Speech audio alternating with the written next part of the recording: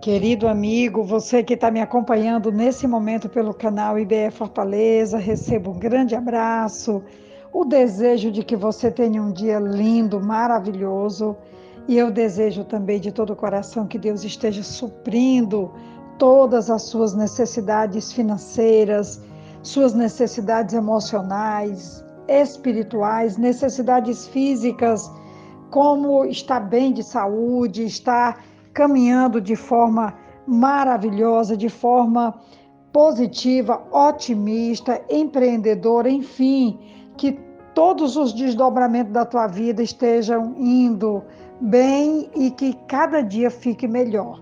É o desejo meu, particularmente da pastora Betinha, de que essa mensagem te encontre em plena paz, em plena alegria e cheio de esperança, porque nosso Deus é o Deus da esperança. Pensando sobre Jesus e pensando também sobre uma das marcas que ele deixou, que foi a marca da oração, e tendo a oração do Pai Nosso como uma oração modelo, quero hoje falar de um versículo que está em Mateus capítulo 6, versículo 11, quando Jesus nos ensinou a pedir a Deus: o pão nosso de cada dia nos dá hoje. Na orientação que Jesus trouxe sobre como se deveria orar, a pedido dos discípulos, um dos versículos da oração do Pai Nosso traz esse elemento importantíssimo, que é o suprimento diário das nossas necessidades físicas. O pão nosso de cada dia nos dá hoje. Essa petição reconhece a nossa dependência de Deus para a comida diária, tanto espiritual como física. Peça que Deus satisfaça as suas necessidades mais comuns para que possa realizar também os seus deveres espirituais. Pensando sobre esse aspecto tão importante dessa oração, que nós não estamos só precisando de suprimento espiritual, mas das nossas necessidades diárias. Dá-nos hoje o alimento de que precisamos, ou dá-nos hoje o alimento para amanhã. Também podemos acrescentar o pedido da oração, ou para hoje ou para amanhã. O discípulo, depois de pedir confiantemente que Deus lhe supra as necessidades diárias, pode seguir no serviço do reino livre de preocupações. Esse mesmo capítulo 6 de Mateus, do versículo 25 até o versículo 34, que eu considero um texto da mais alta relevância e que me traz sempre uma lembrança de que toda preocupação pode ser aliviada pela boa mão do Senhor, que nos conduz em segurança, também alimentar diariamente. Ele vai dizer assim, Mateus 6, do 25 ao 34. Portanto, eu lhes digo, não se preocupem com a sua própria vida, quanto ao que comer ou beber, nem com seu próprio corpo, quanto ao que vestir. Não é a vida mais importante que a comida e o corpo mais importante que a roupa? Observem as aves do céu, não semeiam, nem colhem, nem armazenam em celeiros. Contudo, o Pai Celestial as alimenta. Não têm vocês muito mais valor do que elas? Quem de vocês, por mais que se preocupe, pode acrescentar uma hora que seja a sua vida? Porque vocês se preocupam com roupas. Vejam como crescem os lírios do campo. Eles não trabalham nem tecem. Contudo, eu lhes digo que nem mesmo Salomão, em todo o seu esplendor, vestiu-se como um deles. Se Deus veste assim a erva do campo, que hoje existe e amanhã é lançada ao fogo, não vestirá muito mais a vocês, homens de pequena fé? Portanto, não se preocupem dizendo que vamos comer ou que vamos beber, Ou o que vamos vestir? Pois os pagãos é que correm atrás dessas coisas, mas o Pai Celestial sabe que vocês precisam delas.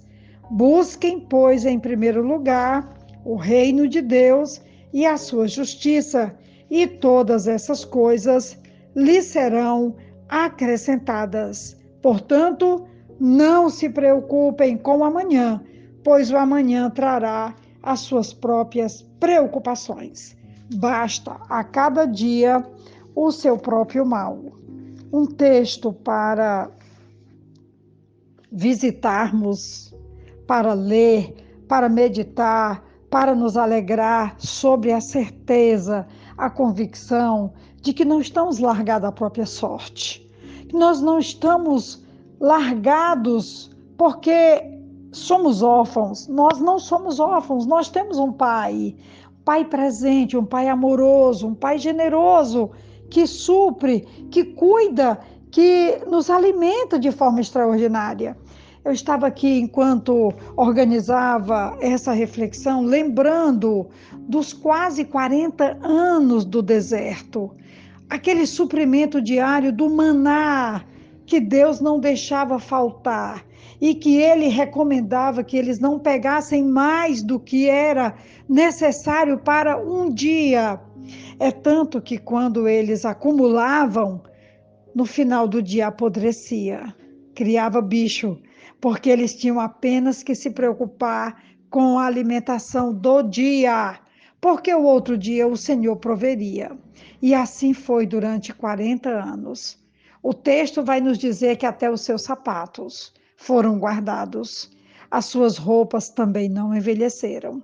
Então, nós temos um exemplo, e eu estava aqui também me lembrando que há muitos anos atrás, durante um período muito difícil financeiro que eu vivi com a minha família, eu me lembro que um dia eu estava muito abatida, aflita, ansiosa, preocupada com o futuro. Deus trouxe à minha memória que a minha infância, que foi uma infância muito modesta, com muita pobreza, minha mãe teve muitos filhos com meu pai, era muita gente para alimentar. Meu pai era apenas um agricultor, mas Deus não deixou faltar.